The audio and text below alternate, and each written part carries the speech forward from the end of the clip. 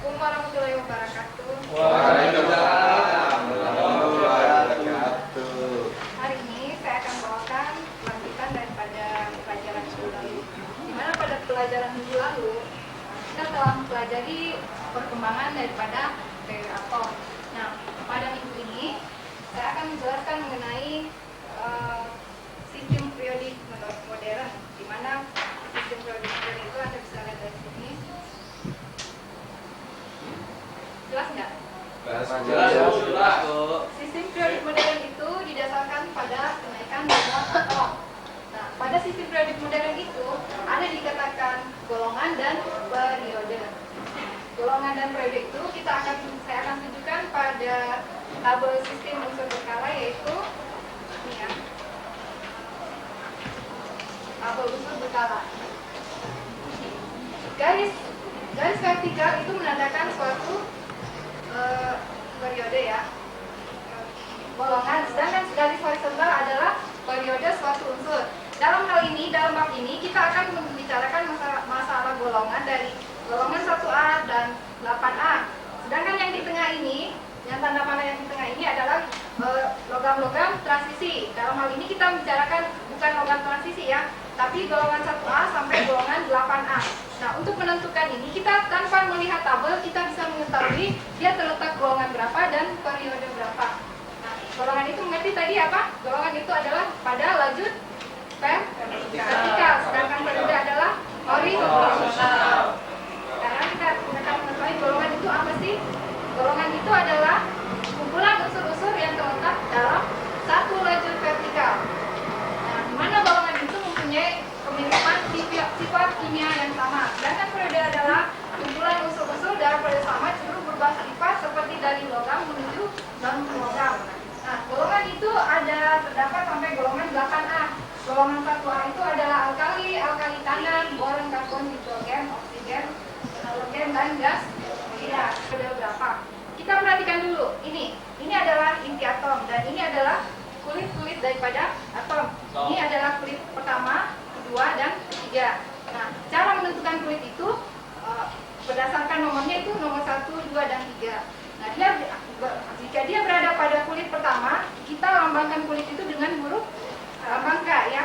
Seterusnya K, L, M, dan N. Dan cara pengisiannya itu dengan menggunakan rumus 2N pangkat 2.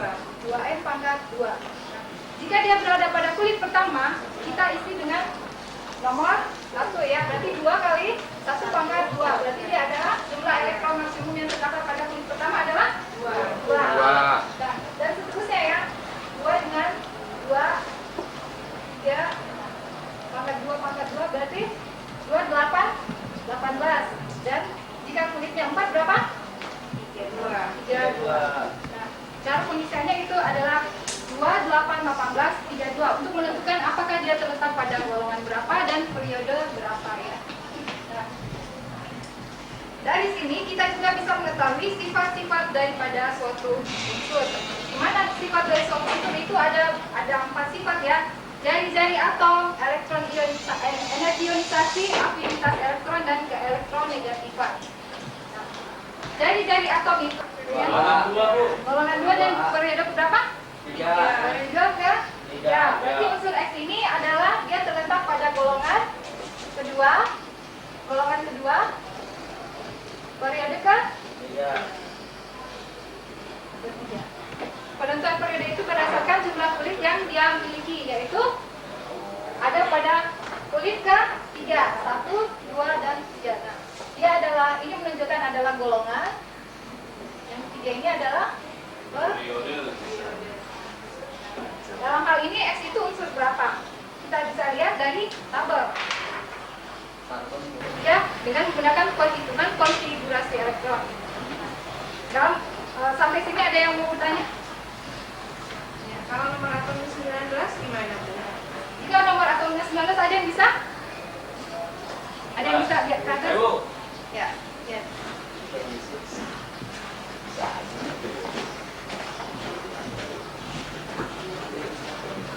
Ini ya, Bu? Iya. 2.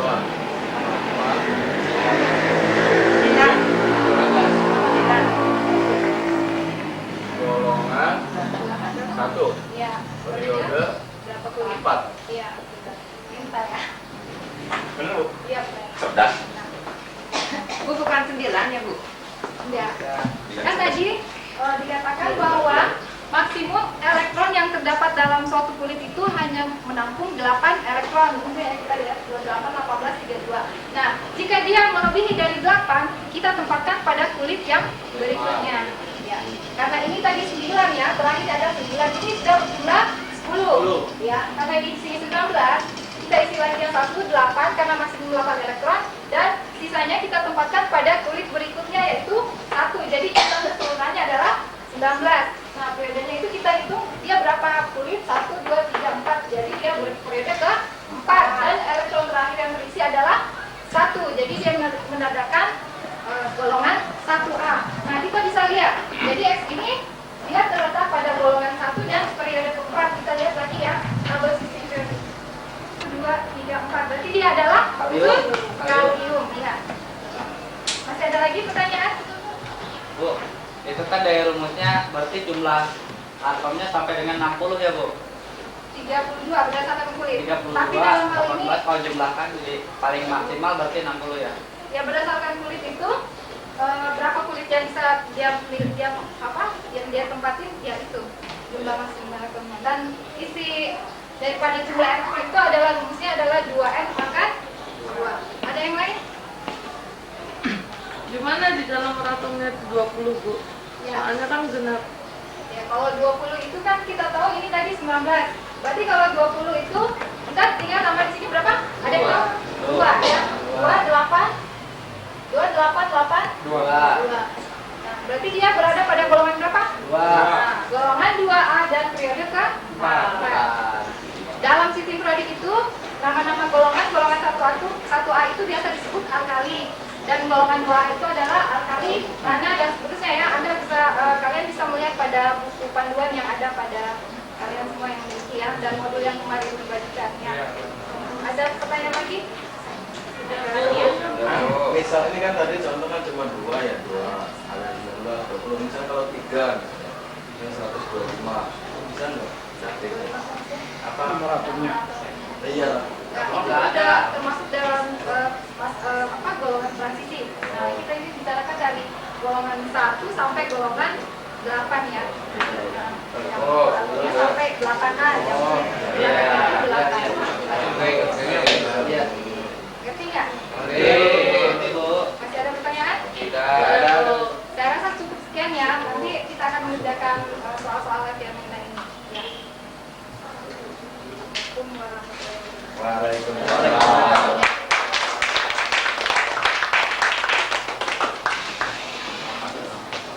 wabarakatuh. Waalaikumsalam. Gimana kalian semua hari ini sudah sarapan atau belum? Belum. Bu. Sekarang istirahat Haus, Bu. ya, di luar ya. Uang, Bu. Baik. Sebelum kita mulai materi inti kali ini, Ibu akan mereview pelajaran di kelas 1. Coba yang sayap kiri, bisa nggak kamu sebutkan makhluk-makhluk tak hidup yang ada di kelas ini? Coba, siapa? Sayap kiri yang bisa jawab. Ayo Bu. Ya. HP Bu. Oh, HP, bagus. Apa lagi? Neon Bu. Neon, bagus. Bapak? Kursi. Kursi, bagus sekali. Ya, ujung. Pojok, apa ya, kipas angin. Kipas angin, baik. Bagus. Meja, baik. Kalian sudah bisa menyebutkan, ya? Ya, benar sekali. Baik, kalian sudah bisa menyebutkan makhluk tak hidup yang ada di dalam kelas kita. Sekarang Ibu mau bertanya, bisakah kalian menyebutkan makhluk hidup yang ada di dalam kelas ini? Coba saya kanan. Ibu guru. Ibu guru, bagus ya. Oh, ujung, dekat kipas angin. Nyamuk. Nyamuk, bagus. Ayu. Depan. Kita, bagus sekali. Ya. Ayo. Jadi kalian bisa membedakan makhluk hidup dan makhluk tak hidup yang ada di dalam kelas ini. Coba masih ingat pelajaran di kelas 1 ciri-ciri makhluk hidup apa saja? Bernafas, bagus. Kita lihat ya, bernafas. Ya. Ada lagi yang lain sayap kiri. Bernyala Bu. Bernyawa, baik, kurang tepat. Berkembang Kalian bisa biak, Bu. memperbaiki. Bertambah besar Bu. Bertambah besar atau Tumbuh. tumbuh. Iya, Tumbuh. pintar. Ada lagi yang bisa? Saya Bu.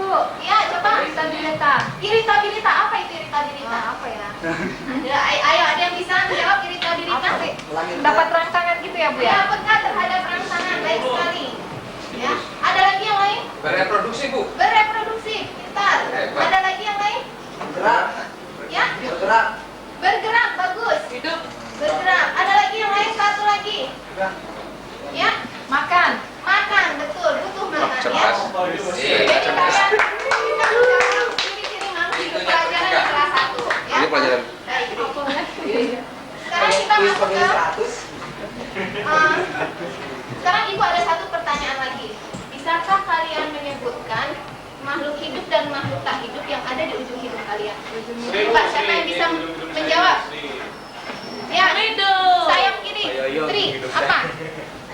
Kayak lalat Bu. Kain lalat itu termasuk makhluk makhluk hidup ya? Bakteri Bu, Karena dia tumbuh. Ada bakteri. Ada bakteri, betul.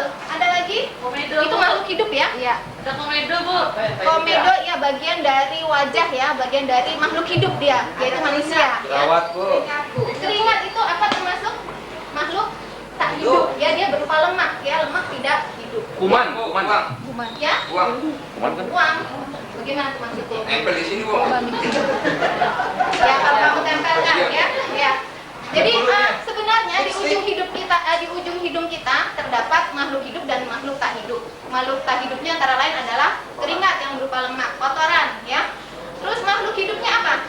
Mikroba tadi ya, katanya bakteri. Kalian mau bukti? Mau Bu. Nah ini Ibu ada 2 cawan Petri, ya. Cawan Petri ini berisi medium biakan mikroba, ya, atau yang sering disebut medium agar. Ya. Coba siapa di antara kalian yang mau menempelkan hidung kalian di sini? Ya, silakan. Ini Bu. Ya. Bau. Ya. Nah ini cawan Petri ini akan Ibu simpan. Nanti kita amati ya pada pertemuan selanjutnya, bahwa nanti pada pertemuan selanjutnya bisa kita lihat di atas cawan Petri ini akan tumbuh kebun beraneka warna mikroba ya. Kita simpan. Nah satu lagi cawan Petri ini akan Ibu biarkan terkontaminasi dengan udara bebas ya. Nanti pada pertemuan selanjutnya akan kita lihat di atas cawan Petri ini terdapat apa? Kebun mikroba yang beraneka warna. Ada yang hijau, ada yang ungu ya, ada yang oranye ya. Bagus tapi bentuknya kecil-kecil ya. Nah ini kita simpan ya. Jadi bisa dipanen, Bu. Tidak bisa dipanen, hanya dapat kita buktikan bahwa di ujung hidung kita, di alam sekitar kita ini terdapat apa? Mikroba, benda hidup yang tidak bisa dilihat oleh mata. Mikroba ya, Bu ya. Ya, itu tadi tentang pelajaran di kelas 1, tapi ada hubungannya di kelas 2 ini ya. Baik. Sekarang pada materi inti kali ini itu akan menjelaskan tentang makhluk hidup ya, kedudukan mikroba dalam sistem klasifikasi makhluk hidup, mikroba, mikrobiologi dan mikrobiologi industri ya, karena pelajaran kali ini adalah pelajaran mikrobiologi industri ya. Baik, kita lihat sekarang makhluk hidup yang ada di alam sekitar kita bisa kalian bedakan menjadi apa saja? Coba sebutkan. Yang bergerak Golongan besar ya, Ibu minta golongan besar makhluk hidup di alam sekitar. Gajah. Gajah, iya. Gajah termasuk apa? Golongan apa secara garis Hewan, besar? binatang. Hewan, binatang. Atau dalam bahasa ilmiahnya, iya bagus sekali, animalia. Kita buka, ya. Animalia, ya ini ada gambar kucingnya. Nah, terus apa lagi? Tumbuhan, bagus. Tumbuhan atau pelantai. Aduh, kalian masih ingat pelajaran kelas 1, ya. Satu lagi, apa lagi? Mikroorganisme atau bahasa ilmiahnya? Coba dibuka bukunya, mungkin ada. Jasad renik atau protista, ya. Jadi kita berbicara tentang mikroba atau protista. Protista ini dibagi lagi menjadi berapa golongan, ya. Yang pertama adalah bakteri, ya. Kemudian jamur tingkat rendah atau cendawan. Ini juga termasuk ragi, ya. Ragi termasuk golongan jamur. Kemudian alge, protozoa dan virus. Nah, satu hal yang menarik tentang virus, ya, ada yang menggolongkan virus itu termasuk benda mati, tapi ternyata dia bisa bereplikasi atau bereproduksi, termasuk ciri makhluk hidup. Makanya virus digolongkan ke dalam makhluk hidup dan ukurannya sangat kecil, ya, hanya bisa dilihat oleh mikroskop elektron. Kalau bakteri ukurannya apa? Mikron, ya. Kalau virus ukurannya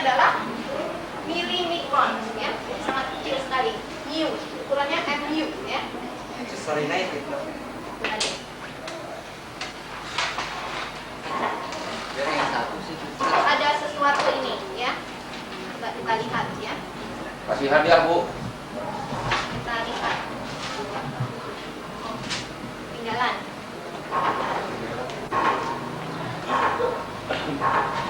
Kita lihat di sini. Ya, baik. Ibu akan bekerja dengan mikroskop, ya. Pada bidang lihat atau bidang pandangan akan terlihat sebuah lingkaran, ya. Ini Bu menggunakan mikroskop. Kira-kira ini apa? Benda apa? Lingkaran kecil, ya. Iya. Tapi di mikroskop itu Ibu lihat lingkaran kecil itu bergerak. Ya. Itu ada ciri-ciri makhluk hidup, ya. Tanda-tanda ciri-ciri makhluk hidup. Kemudian Ibu perhatikan lagi di bawah mikroskop dia membelah diri, ya. Membelah diri. Itu merupakan ciri makhluk hidup. Jadi yang Ibu perhatikan di bawah mikroskop itu apa? Ada yang tahu? Bisa membelah diri, bisa bergerak. Apa? Amuba, Bu. Amuba. Amuba itu termasuk golongan apa? Bakteri. Bakteri. Bakteri termasuk golongan apa? Makhluk hidup yang paling kecil. Makhluk hidup yang paling kecil. Bagus. Apa itu makhluk hidup yang paling kecil? Dasar renik. Jasad renik atau Zat mukri, Bu. mikro, Bukan. Oh. ya. Jadi mikroba itu apa? Mikroba itu adalah dari bahasa Latin, ya. Mikros kecil, bios hidup. Jadi mikroba adalah makhluk hidup yang sangat kecil yang hanya dapat terlihat dengan mikroskop, ya. Sedangkan ilmu yang mempelajari tentang mikroba namanya adalah Biologi. pelajaran kita adalah mikrobiologi industri. Apa guna mikrobiologi industri? Ya. Nah, mikrobiologi industri kalau kita lihat, kalau kita jalan-jalan ke pabrik semen di Cibinong, ya, ini ada namanya reaktor, ya. Kalau di pabrik semen Cibinong reaktornya besar, ya. Nah, reaktor yang besar itu pada gambar teknik diwakilkan dengan gambar seperti ini, ya. Nah, pada reaktor kimia ini terdapat proses kimia yang mengubah bahan baku menjadi produk, ya. Itu adalah ukuran skala besar di pabrik, di industri kimia, ya. Sekarang ada yang mengatakan small is beautiful. Benar tidak? Betul. Betul, ya. Apa misalnya small is beautiful? Kecil tapi indah. Kecil tapi indah. Contohnya? Jerawat. Contohnya adalah microchip, ya. Teknologi sekarang trennya adalah Kamu small berobat. is beautiful, ya. Masukkan ke dalam industri untuk dijadikan industri kimia. Contohnya Bu yang menguntungkan apa Bu? Yang menguntungkan contohnya adalah Saccharomyces cerevisiae atau ragi, ya, atau kamir, ya. Dia itu mengubah si bahan baku singkong menjadi peyem, ketan menjadi peyem tape, ya. Itu salah satunya. Ada lagi yang mau bertanya? Cukup, ya. Baik, karena waktunya masih ada, Ibu lanjutkan sedikit, ya. Haus. Nah, mikrobiologi itu ada beberapa ruang lingkupnya, ada dua ruang lingkupnya. Ya, yang pertama adalah mikrobiologi dasar atau mikrobiologi murni, ya. Dan kedua adalah mikrobiologi terapan, ya. Nah, mikrobiologi terapan antara lain adalah diterapkan pada industri, ya. Misalnya untuk ini kita bisa baca produk-produk fermentasi seperti alkohol, ya, asam, dan produk-produk farmasi seperti penisilin, ya. Kemudian juga ini yang lebih canggih lagi adalah dalam bidang pertanian, kemudian dalam pengolahan air limbah, ya. Nanti pada pelajaran mikrobiologi industri ini juga kalian akan belajar tentang pengolahan limbah menggunakan mikrobiologi. Kemudian juga adalah eksobiologi, ya. Adanya kemungkinan mikrobiologi di angkasa luar. Dan satu lagi yang sekarang canggih yaitu senjata pemusnah massal menggunakan mikroba, ya. Baik, mungkin sampai di sini saja pelajaran kita kali ini. Ada yang bisa menyimpulkan pelajaran kita kali ini? Siapa? Hai Bu, Iya, bahwa mikroba itu pada dasarnya ada kecil-kecil Bu. iya, bagus sekali. Ada lagi yang lain? Kecil-kecil dan hanya bisa dilihat oleh mikroskop. Oh, iya. Ya. Iya. Ya, apa lagi? Iya. Ada lagi yang lain? Mungkin ada yang lain. Mikroba itu ada yang berguna dan tidak. Ada yang berguna dan ada yang tidak berguna, ya. Bagus sekali. Jadi intinya mikrobiologi industri adalah pelajaran yang sangat mengasihkan, ya.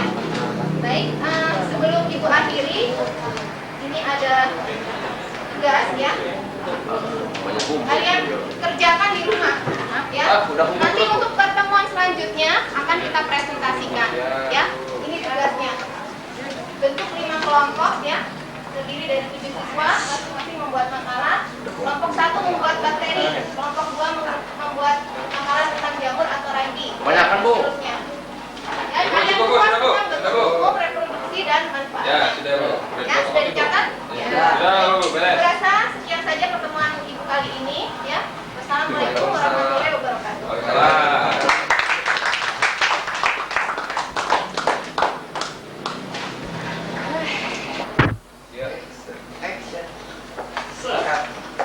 Ya, Assalamualaikum warahmatullahi wabarakatuh. Selamat pagi, salam sejahtera untuk yang bukan beragama Islam. Gimana anak-anak pagi ini? Keadaan anak-anak? Baik. Alhamdulillah. Gimana? Agak batuk. Oh, batuk ya? Pas diperiksakan itu, takutnya besok TBC loh. Iya ya? Maaf ya, Ibu di sini adalah ingin memperkenalkan diri sehubungan dengan tugas Ibu di sekolah ini. Sebenarnya bukan tugas Ibu untuk mengajar di kelas, hanya saja Ibu ingin mensosialisasikan. Kenapa? Karena Ibu di sini sebagai guru BK. Ada yang tahu nggak guru BK itu guru apa? Bimbingan konseling. Oh iya. Apa sih bimbingan konseling itu? Konsultasi Bu, tempat konsultasi. Konsultasi apa dan Bisa pelajaran, bisa curhat, pokoknya macam-macam deh Bu. apa sih curhat saya? Kalau tidak dia tahu, butuh Bu. cinta Ayo Bu. kasih ke saya. Mana Bu? Dimasukin sih sampai dijaga Bu. Oh gitu ya? Iya, Bu. Oh iya. Cinta, Bu. Curhat. Kebetulan sekali saya masuk di kelas di mana kelas ini sudah tahu apa tugas saya gitu ya. Jadi saya tidak perlu panjang lebar gitu.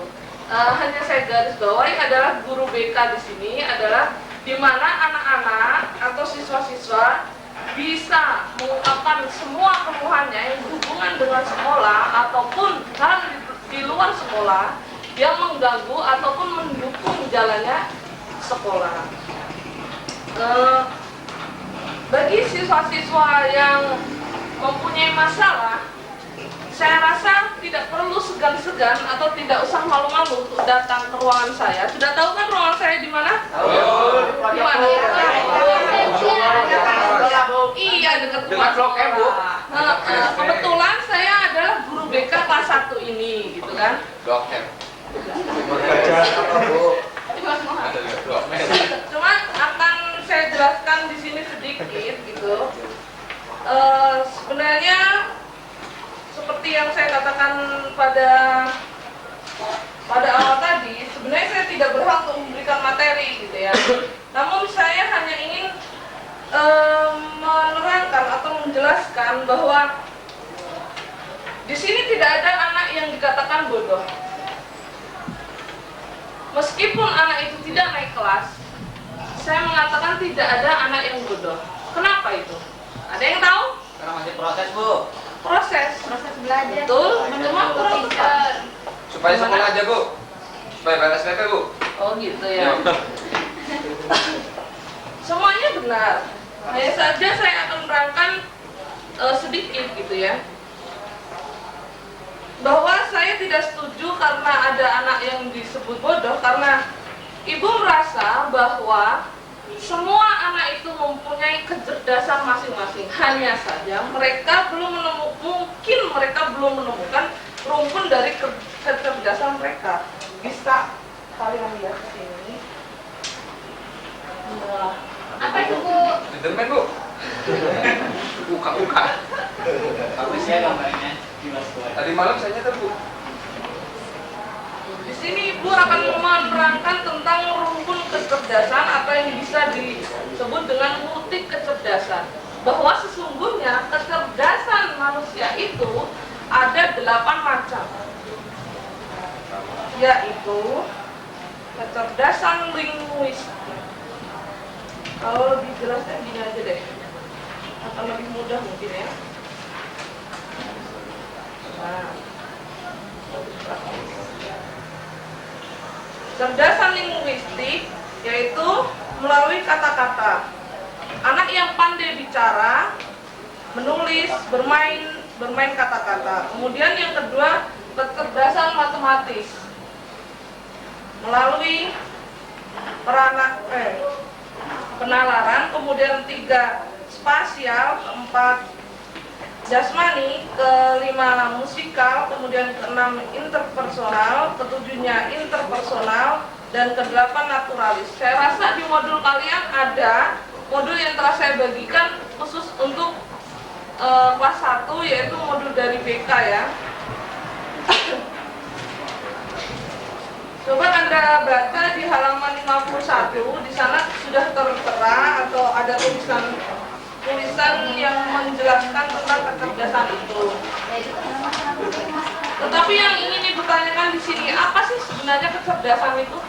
Ada yang tahu nggak kecerdasan itu apa? IQ. Iya, dan Kapasitas seseorang untuk melakukan proses berpikir.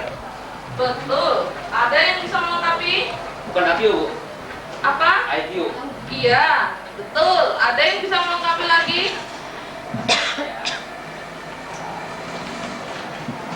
Secara garis besar, kecerdasan itu sendiri bisa diartikan atau bisa dikatakan sebagai kemampuan untuk menyelesaikan masalah yang terjadi pada manusia,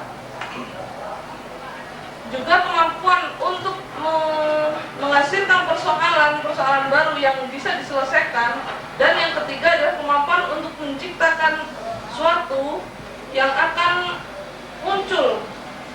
memunculkan penghargaan biasanya dalam budaya seorang individu. Artinya di sini begini, orang yang cerdas atau orang yang dikatakan cerdas, dia bisa memecahkan masalah yang ada pada dirinya atau pada kehidupan manusia dengan solusi-solusi yang benar dan tepat.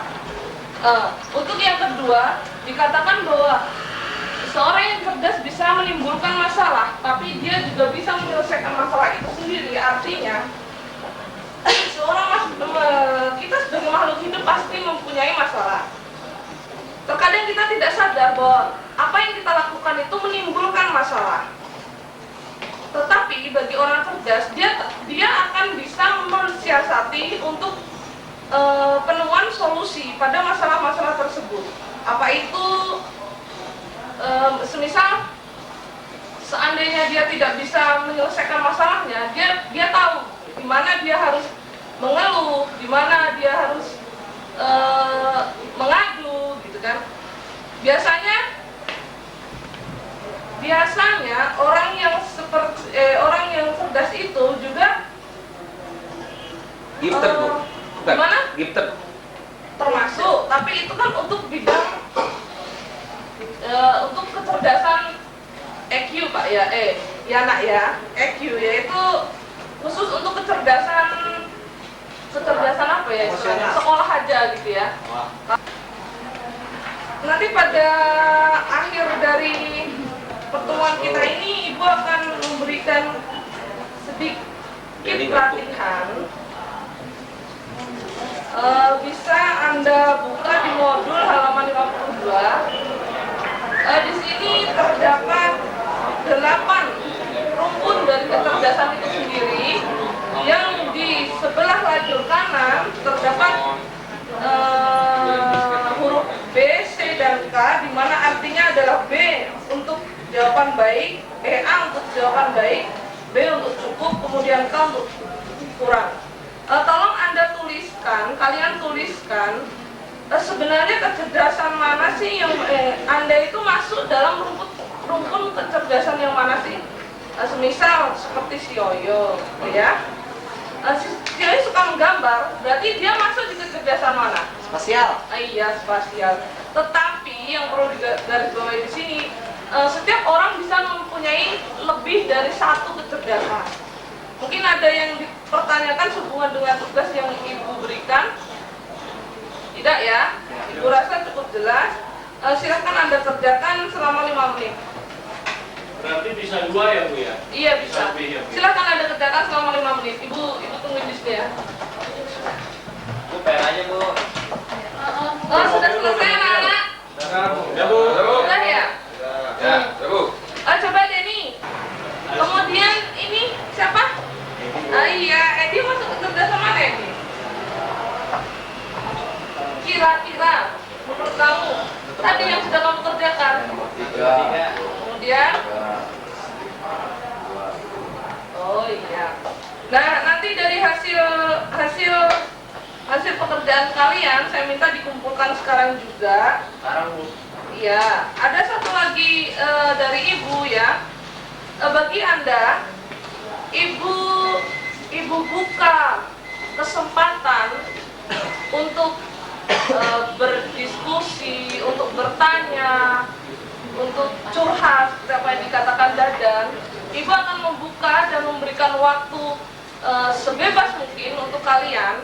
Apabila kalian mau mengungkapkan permasalahan kalian, dan di sini rahasia kalian akan ibu jamin dan ibu simpan gitu ya. Tentunya dengan dengan konsekuensi yang sangat tinggi.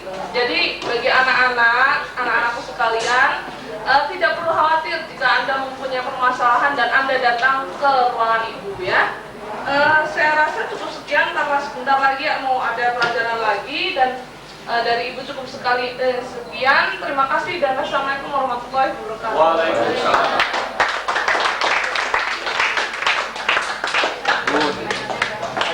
Oke, next. Selamat pagi semuanya. Ini tadi Bawa apaan, Bu? ini. Dari pasar Bu. Mau masak Bu ya? Bukan ibu dari kebun ini. Mau bikin tumis, Bu ya?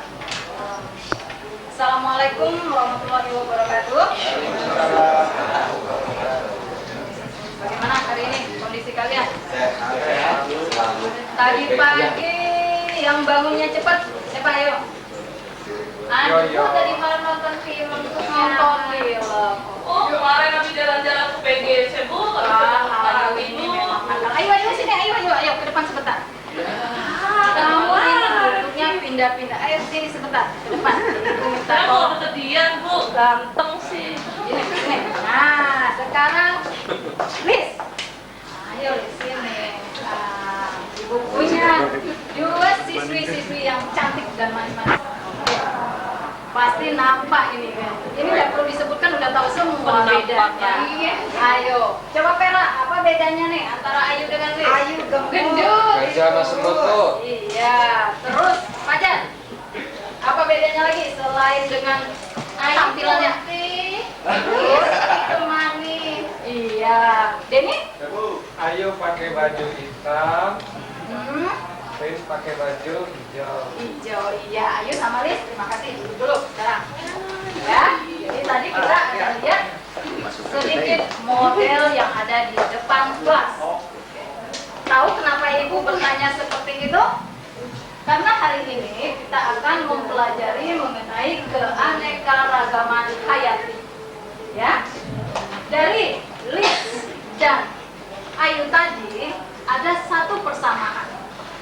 Apa samanya? Makhluk hidup. Sama-sama makhluk hidup. Kemudian sama-sama wanita. Ada lagi? Sama-sama pakai kerudung. Dari yang sudah disebutkan sedikit itu ada perbedaan dan ada juga yang namanya persamaan. Kita akan mempelajari mengenai keanekaragaman hayati. Jadi yang menyebabkan adanya suatu keanekaragaman itu adanya persamaan dan perbedaan. Pada keanekaragaman itu terbagi atas 3 tingkatan, baik itu dari gen, kemudian jenis, dan ekosistem. Sekarang kalau yang dari gen itu muncul yang namanya suatu keanekaragaman, yaitu dalam suatu variasi yang sama. Jadi maksudnya di sini di dalam suatu kelompok spesies atau kita saja di sini makhluk hidup, manusia atau siswi yang ada di dalam kelas ini memiliki variasi atau keanekaragaman, atau juga yang bisa disebut bermacam-macam atau lebih dari satu macam. Jadi ada yang wanita dan ada yang pria. Kemudian ya lebih jelasnya lagi, kalau yang namanya variasi itu biasanya lebih ditunjukkan dengan tumbuhan yang ada ini. Ya, apa persamaannya ini? Sama-sama berdaun hijau. Sama-sama berdaun hijau. Anda? Sama-sama tanaman, Bu. Sama-sama tanaman. Ini deh. Mau yang mana? Kanan, kiri? Yang ini Bu, Ah. sama gedenya. Sama gedenya. Sama tidak pingkal gedenya? Hampir sama. Perbedaan ininya Perbedaannya, Cen? daunnya itu lebarnya. Daunnya dan lebarnya. Baik. Jadi kalian sudah bisa menyimpulkan yang namanya suatu variasi di dalam jenis. Yang pertama di situ sama-sama bunga tetapi memiliki warna bunga yang berbeda. Itu satu variasi di dalam satu jenis. Kemudian sama-sama daun dari jenis keladi-keladian tetapi memiliki lebar daun yang berbeda, kemudian panjang daun yang berbeda, dan corak daun yang berbeda. Jadi kalau mungkin kalian sudah paham? Paham. Sekarang kalau kita berbicara mengenai jenis, nah untuk keanekaragaman jenis ini bisa kita temui di sekitar kita.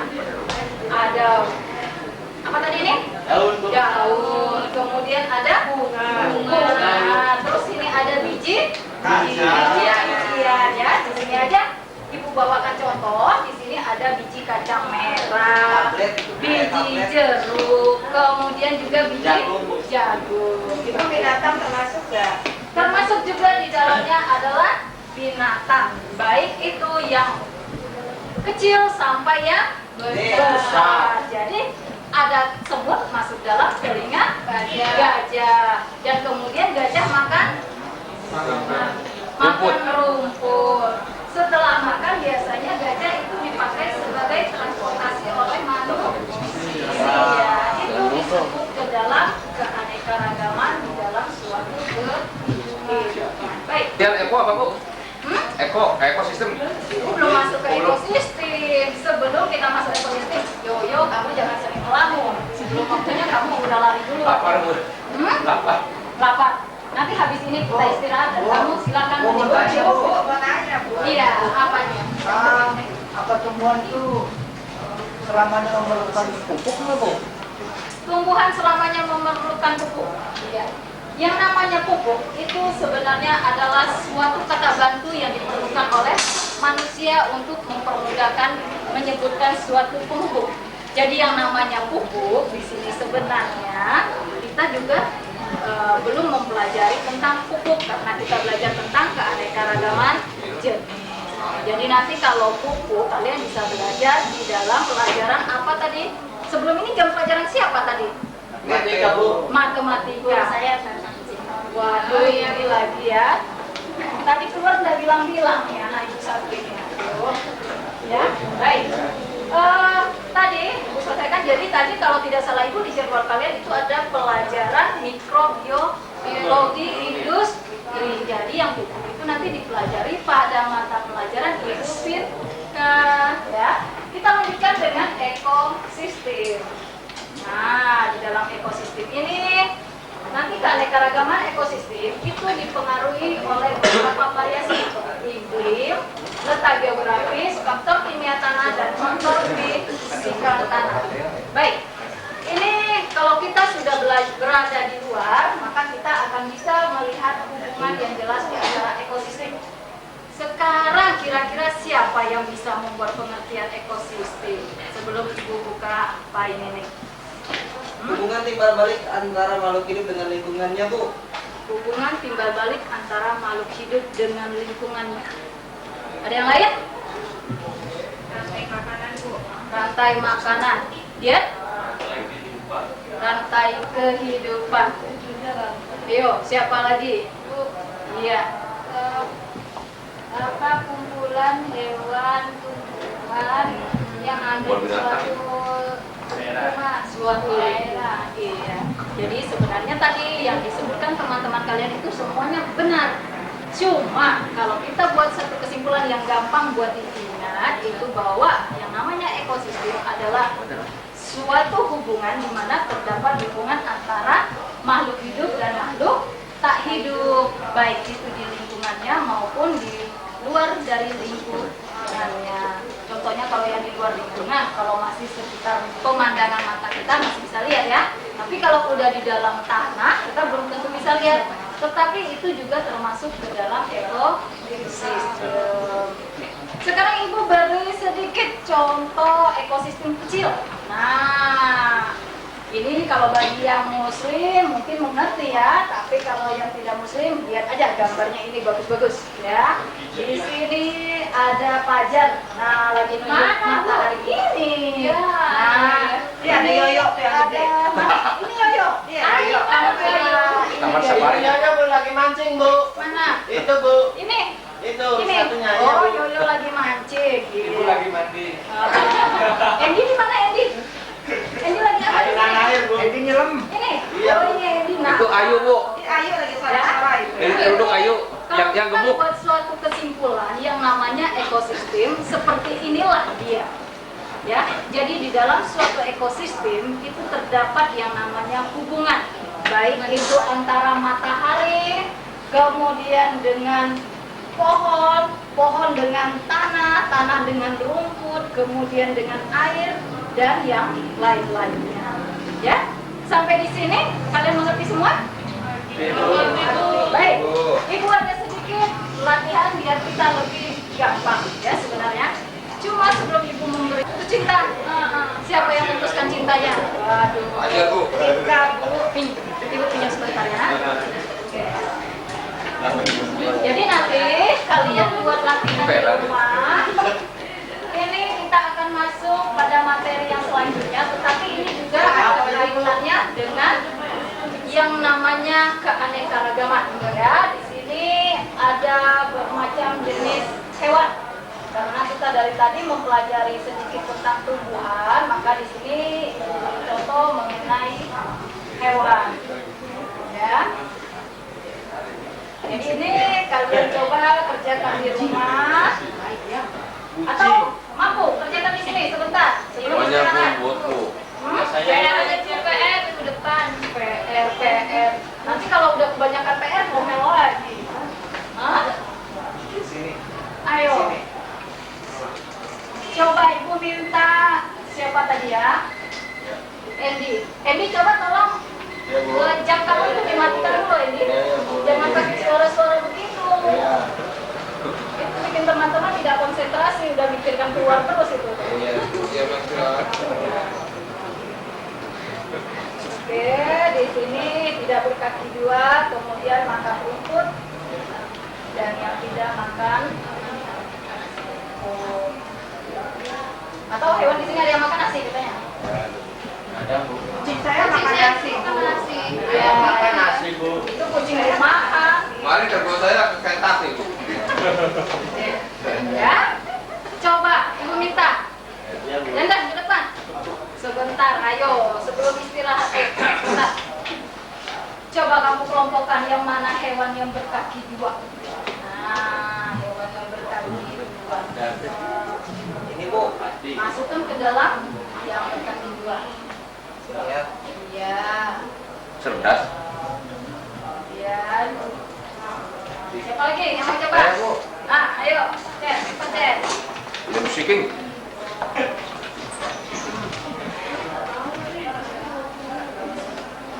Yang berkaki dua Cez. Iya, tiga Ibu. Kalau udah, iya boleh aja, nomornya juga boleh. Ya, udah. Iya. Baik. Dari yang sudah dituliskan, kira-kira kalian bisa melanjutkannya di rumah kan? Bisa, Bu. Untuk hari ini, Ibu akhiri dulu di sini. Dan kalian ingat bahwa tujuan kita mempelajari keanekaragaman adalah untuk memudahkan kita di dalam mengenal semua makhluk. Hidup. Dan nanti yang lainnya kita lanjutkan pada pertemuan berikutnya.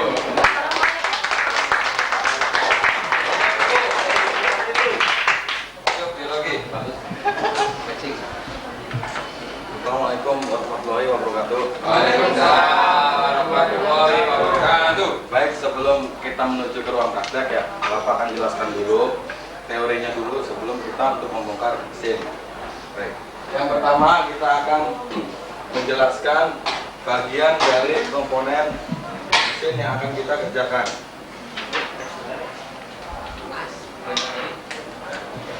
Di sini ada 3 komponen mesin, 3 komponen pokok mesin. Yang pertama itu bagian komponen kepala silinder, terus yang kedua dari blok silinder, dan yang ketiganya adalah poros ekol. Sedangkan yang akan kita kerjakan untuk praktek hari ini, yaitu kita akan melepas bagian atasnya saja dari mesin itu ya. Kita cuma bagian melepas bagian atas. Nah, bagian atas itu apa saja? Yang pertama adalah tutup kepala silinder. Bagian atas itu. Yang pertama tutup kepala silinder. Lalu yang kedua rocker arm dan sub. Itu yang harus kita lepas. Terus yang ketiga baru kepala silindernya. Itu yang akan kita lepas pas praktek. Nah, sekarang apa fungsi dari tutup kepala silinder? Coba, silakan Nana. Kamu tahu tidak? Apa Untuk menahan panas oli dan menghindari kotor, Pak. Untuk menahan panas Dan menghindari kotoran, Pak. Silakan, Dadan, kamu apa fungsi dari tutup kepala silinder? Ya yang namanya penutup berarti kan untuk melindungi, Pak. Untuk melindungi. Iya. Ya, mungkin ada yang lain. Deden, Supaya tidak nyembur gitu ya. apanya yang tidak nyembur? Olinya. Oh, olinya.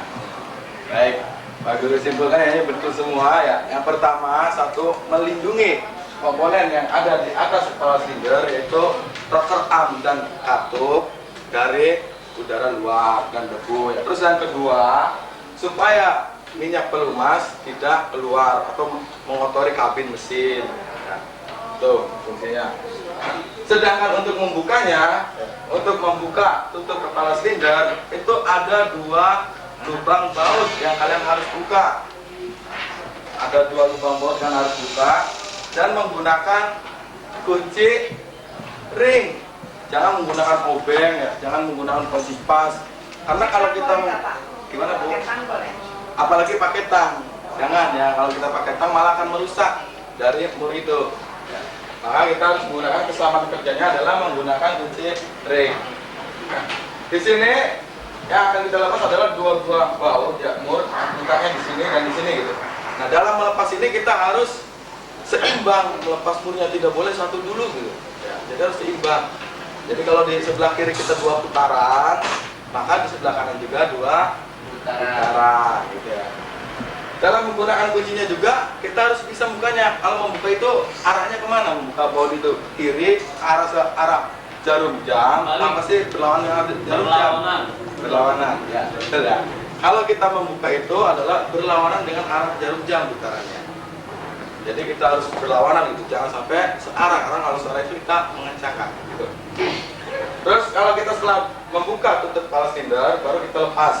Dan ada 2 komponen lagi yang kita lepas, yaitu baut pengikat dari rocker arm dan sub. Itu yang ada di sini ya. Oke. Pak, bisa nanya dulu, Pak. Oh, oke, silakan. Kenapa tadi kata Bapak kalau membuka tutup ini Ya. harus bersamaan, nggak boleh satu persatu, Pak? Kenapa, Pak? Ini ya, maksudnya bukan bersama, itu harus satu dulu, Ya, seimbang. satu dulu. Kalau kita membukanya satu dulu kita lepas gitu, misalnya untuk ini kita lepas dulu gitu. Nah, itu kemungkinan akan terjadi lengkungan pada tutup kepala silinder. Karena terjadinya lengkungan, kemungkinan akan terjadi kerusakan, retak. Kalau sudah retak, maka tutup kepala silinder itu tidak bisa digunakan lagi dan harus diganti gitu. Iya, Pak. Gitu. Makanya kita harus seimbang. Ya, kita dalam melepas tutup kepala silinder. Ya mungkin ada yang kurang jelas untuk cara membuka tutup kepala silinder. Mungkin saya bisa nyimpulkan dikit Pak ya. Nah, silakan. Tutup itu kan beberapa gitu ya. Jadi mungkin untuk membuka itu sedikit-sedikit dulu, Iya. baru setelah itu dicopot satu-satu juga. Iya, gitu ya. Yang penting jangan satu dulu dibuka, Buka. tapi harus dilonggarin dulu. Goreng dulu ya. Gitu ya. Ya ini ya, ini sesuai dengan teman kalian tadi ya, betul ya. Itu kita lepasnya satu itu. Apa istilahnya, kendorkan dulu, asal kendor gitu. Kalau membuka itu asal kendor dulu gitu, jangan langsung dilepas. Itu ya, kalau langsung dilepas maka terjadi tekanan yang berbeda. Gitu. Itu bagus ya, Dirjen ya. Lalu melepas baut dari rocker arm dan sub. Nah, sini ya, kalau kalian perhatikan itu ada 1, 2, 3, 4 ya, ini 5, 6, 7, 8, 9, 10. Ada 10 baut pengikat dari rocker arm dan sub. Yang kalian harus perhatikan adalah satu ya, boleh menggunakan kunci momen, boleh menggunakan kunci ring, tapi ingat jangan menggunakan kunci pas. Kalau kita menggunakan kunci pas, karena di sini kekencangan bautnya sudah diukur ya, kita sudah pakai 12 kg per cm gitu, makanya kita harus menggunakan kunci ring atau kunci momen. Cara membukanya sama seperti waktu kita membuka tutup kepala silinder, harus seimbang, jangan dibuka salah satu dulu gitu, kendorkan dulu semua. Langkahnya yang pertama, kalau kita ngambil dari sini, maka ini adalah nomor 1 ujungnya sini. Ujung 2-nya harus dari sebelah sananya gitu, akan dari depan kita gitu. Lalu ini nomor 3-nya, ke sini nomor 4-nya harus bersilangan. Kita membukanya harus bersilangan, itu yang kalian harus perhatikan ya, jangan sampai lupa.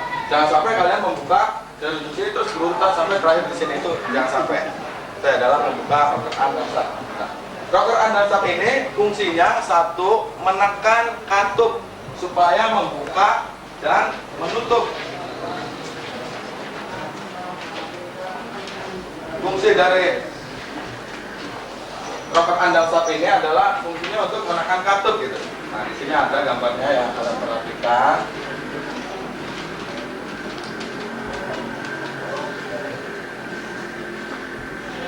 Ini yang di atas adalah rocker arm tidak menekan, berarti katup itu menutup.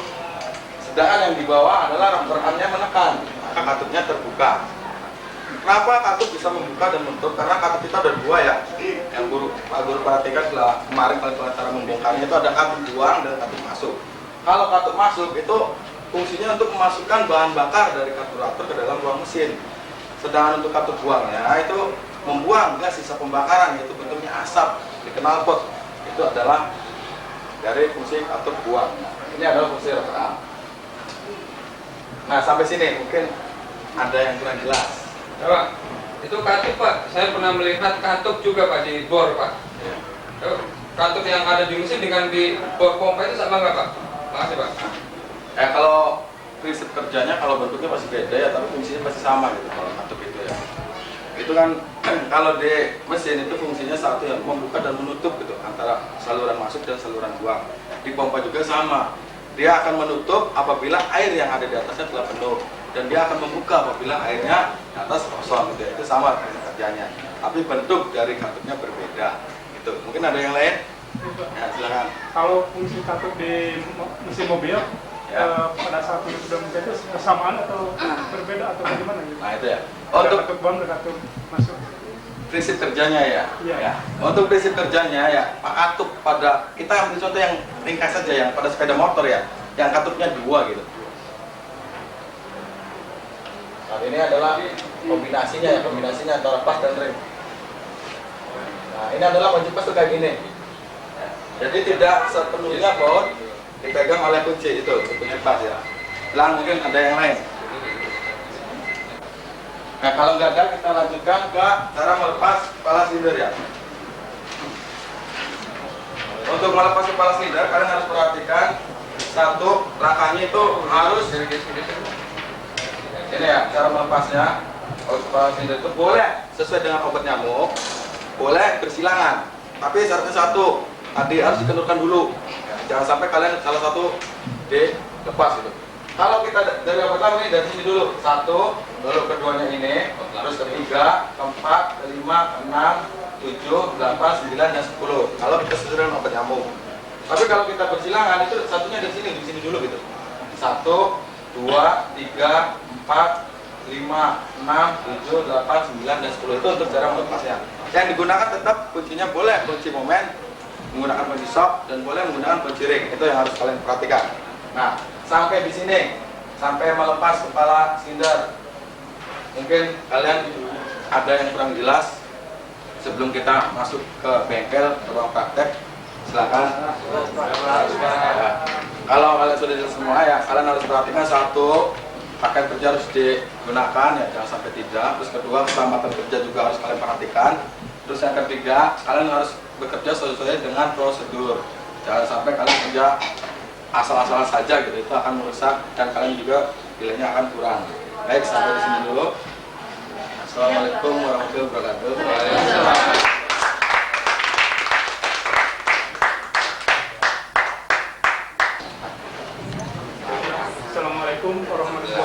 wabarakatuh. Waalaikumsalam. Gimana? Sudah hadir semua ini? Jam Masih ada yang di luar sih? Oke, kalau udah masuk semua, akan saya mulai pelajaran kita hari ini. Masih topik yang kemarin, yaitu kita membicarakan masalah pokok bakasan analisis secara permangmanimetri. Nah, apa yang dimaksud dengan analisis permangmanimetri? Kemarin mungkin ada yang masih ingat? Menggunakan kalimat permakanan Sebagai? larutan ya standar. Nah, jadi betul yang dikatakan tulis, betul sekali bahwa analisis permangmanimetri itu adalah analisis kimia yang menggunakan larutan baku utamanya itu adalah larutan kalium permanganat. Nah, ada sebelum kita menggunakan cara analisis permanganimetri ini, tentunya tidak langsung kita bisa analisis menggunakan larutan baku tersebut, tapi kita harus persiapkan dulu. Pertama, larutan kalium permanganatnya, yang kedua, larutan baku primernya untuk menetapkan kalium permanganatnya, dan yang terakhir adalah penetapan kalium permanganat selanjutnya adalah penetapan kadar sampel. Baiklah, kita mulai. Yang pertama adalah kemarin sudah kita bicarakan mengenai analisis permanganimetri. Nah, kemarin itu pembuatan larutan baku kalium permanganat. Baiklah, kita tinjau sekarang yang kedua, yaitu pembuatan larutan baku primernya untuk menetapkan larutan kalium permanganat tersebut.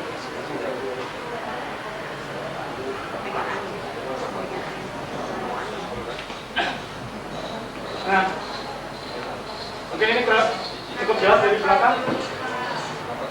Oh iya. Ya, cukup jelas. Nah, untuk pembuatan larutan baku primer kalium apa? Baku primernya apa? Itu baku sekunder. Nah, primernya apa? Larutan asam oksalat. Nah, untuk pembuatan larutan oksalat, nanti saya harapkan setelah kita belajar ini, kita bisa membuat larutan baku primer asam oksalat, yaitu antara lain sifat-sifatnya kita ketahui dulu sebelum kita melakukan pembuatan, karena tidak mungkin pembuatan tanpa mengetahui sifat-sifatnya. Kemudian yang kedua, alat dan bahan apa saja sih yang akan kita gunakan, dan yang ketiganya adalah baru kita buat. Kalian bertanya di tengah-tengah atau di akhir nanti. Tanya Pak, Ya. itu Pak mengenai sifat-sifat asam oksalat itu ada beberapa jenis kan saya. Di antaranya mungkin zat padat ya. Ya. Zat padat jadi mudah larut dalam air dan reduktor. Jadi saya minta apa itu? Baik Pak, Bapak mungkin udah baca ya dari buku Bapak ini Cecen ya sudah baca dari buku ya? Iya. Nah, baik, baguslah. Sudah mempelajari sebelum kita belajar. Baiklah, akan kita tinjau apa yang barusan dikatakan oleh Pak Cecen. Nah, kita tinjau sifat-sifatnya terlebih dahulu. Apa yang menjadi karakteristik dari larutan baku primer asam oksalat adalah, yang pertama adalah dilihat dari sifat fisiknya, yaitu zat berupa zat padat. Nah, warna fisiknya apa warnanya? Kita ketahui adalah tak berwarna atau putih. Tak berwarna itu untuk larutan ya. Tapi untuk zat padat adalah berwarna putih. Nah, kemudian sifat yang lainnya adalah, sehingga kita bisa digunakan untuk larutan baku sekunder itu apa? Sifat yang keduanya? Mudah larut dalam air. Kemudian sifat yang lainnya adalah, nah ini salah satu sifat yang pentingnya adalah sifat yang ketiga, mudah didapat dalam bentuk murninya dan juga stabil. Sifat inilah yang menentukan bahwa sifat ini bisa dijadikan sebagai larutan baku primer, yaitu untuk menetapkan larutan baku sekunder kalium permanganat. Nah, sifat yang selanjutnya adalah, yang keempat adalah reduktor. Apa sih reduktor? Mungkin ada yang tahu, yang pernah tahu? Reduksi. Nah, betul, dandan betul. Reduksi, kalau bahasa Indonesianya. Kalau pengertiannya apa? Dalam hal reaksi, mungkin dalam reaksi ya. Perlawanan dari oksidasi Pak. Perlawanan dari oksidasi, betul juga. Menyerap oksigen atau reduksi. Dilihat dari keterlibatan elektron dalam reaksi apa? Nah, Melepaskan. betul sekali yang dikatakan Bu Lis. Bahwa reaksi reduktor itu adalah zat yang bersifat sebagai produksi. Berarti dia sendiri melepaskan apa ini? Melepaskan elektron dan dia sendiri mengalami reaksinya oksidasi reduksi. Oksidasi. Ya. Itulah sekilas sifatnya. Kemudian setelah kita mengetahui sifatnya, mungkin dalam pembuatannya ini kita juga harus tahu bahan alat yang harus kita gunakan. Nah, sekalian saja saya perkenalkan dengan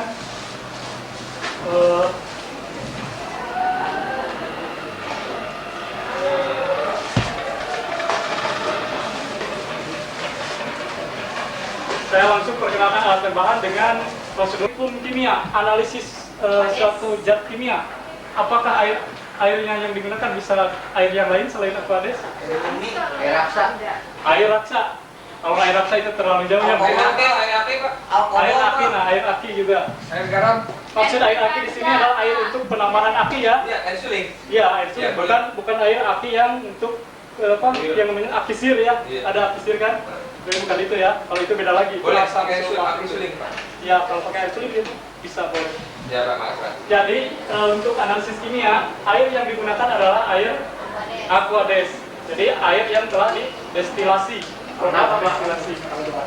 Kalau aqua boleh nggak Pak? Nah, kalau aqua itu, Aqua yang masih segel gitu. nah aqua yang masih segel, walaupun bersih ya kelihatannya, Iya. itu bersih dari segi fisik. Kalau di dalamnya ternyata air itu ada mineral, logam-logam yang dibutuhkan oleh tubuh gitu. Jadi ini untuk analisis tidak mungkin dipakai karena nantinya akan berpengaruh terhadap penetapan selanjutnya. Selanjutnya adalah kita lanjutkan ke prosedur ya. Prosedurnya mudah saja. Kalau kita bayangkan melarutkan suatu zat, ya tinggal kita timbang zat. Kemudian setelah timbang kita kasih air, kocok-kocok, beres hasilnya jadi suatu larutan. Tapi kalau kita tinggal dari segi analisis, ya kimia analitik atau apapun namanya lah pokoknya kimia, ternyata cara melarutkan itu sulit dan perlu mematuhi peraturan analisis. Antara lain, yang pertama harus ditimbang dulu ya. Timbangnya untuk larutan baku primer harus menggunakan neraca analitis, neraca yang sangat teliti, yaitu kepekaan sampai penulisan pembacaan gramnya harus sampai 4 desimal.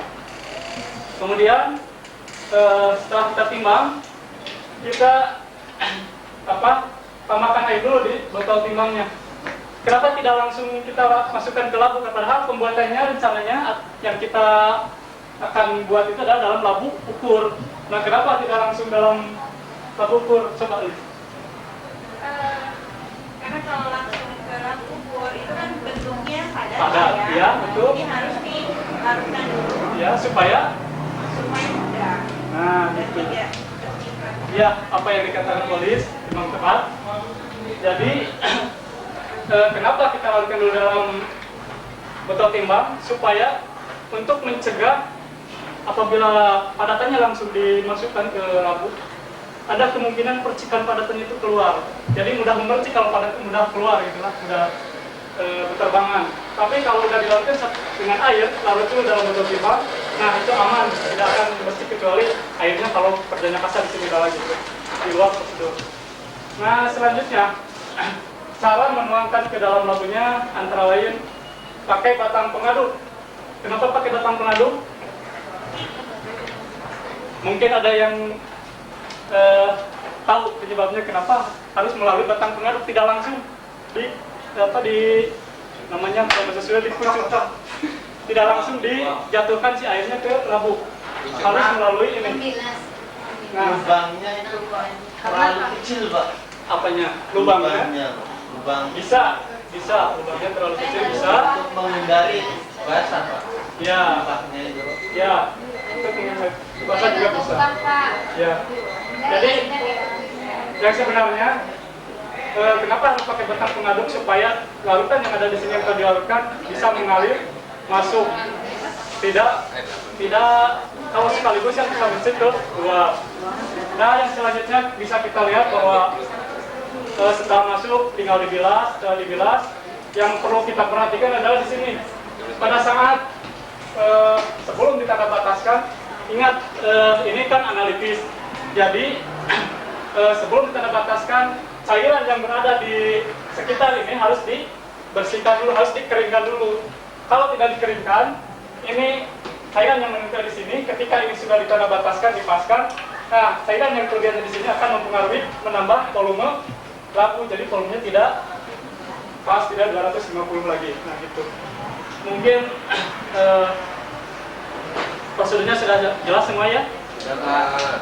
Kalau sudah jelas, kira-kira ada yang bisa mengambil kesimpulan bahwa untuk pembuatan larutan baku primer oksalat itu apa saja sih hal-hal yang harus kita perhatikan? Menimbang zatnya dulu Pak. Ya, betul. Bersihkan alat Pak. Ya.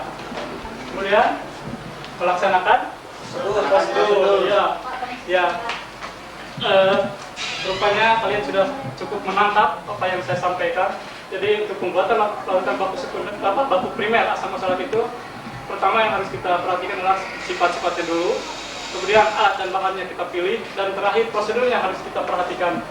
Nah mungkin kalau sekalian semua udah paham, udah tahu semua langkah-langkahnya, saya tugaskan kalian buat jurnal buat hitung besok ya.